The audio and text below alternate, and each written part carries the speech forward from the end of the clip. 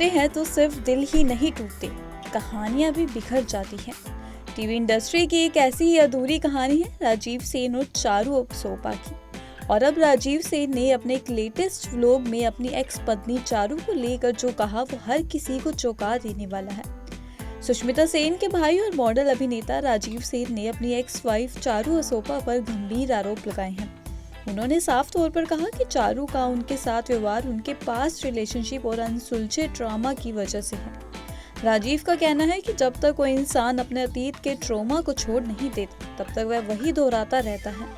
उन्होंने यहाँ तक कहा कि चारू मीडिया में उनके बारे में ऐसा बोल रही है जैसे वह कोई अपराधी हो।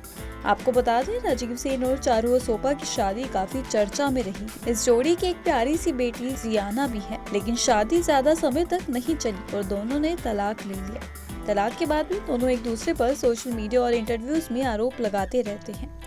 अपने व्लॉग में राजीव सेन ने कहा कि वो चारू की मां के भी करीब रहे हैं।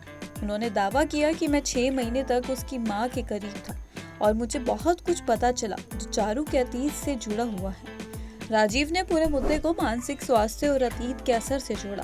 उन्होंने कहा कि चारू के अंदर जो ट्रॉमा है वो हर लड़ाई में सामने आता है। वो मुझ पर गुस्सा निकालती है, लेकिन असल में वो गुस्सा उस अतीत पर है जिसे उन्होंने कभी प्रोसेस नहीं किया। उन्होंने यह भी कहा कि अगर मैं इतना बुरा इंसान होता तो वह मेरे साथ दुबई की कई ट्रिप्स पर क्यों जाती। इसी के साथ ही राजीव ने कहा कि उसने मुझे बेबी कहकर बुलाया और फिर उसी इंटरव्यू में मेरे बारे में सारी नेगेटिव बातें कह दी।